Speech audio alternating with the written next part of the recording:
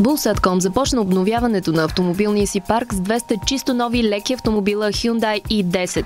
Компанията се довери на тази марка заради нейната пословична надежност, функционалност и иновативен дизайн. Ние като фирма, която инвестира в високите технологии, инвестираме и в автомобили, които са не само високо ефективни, но и екологични, за да инвестираме в бъдещето на страната и на планетата. Hyundai i10 работи с втечнен въглеводороден газ с газовите инжекционни фабричен с отделни индикатори на бордовото табло за количеството на бензин и газ. Това прави колата не просто икономична, но и екологична.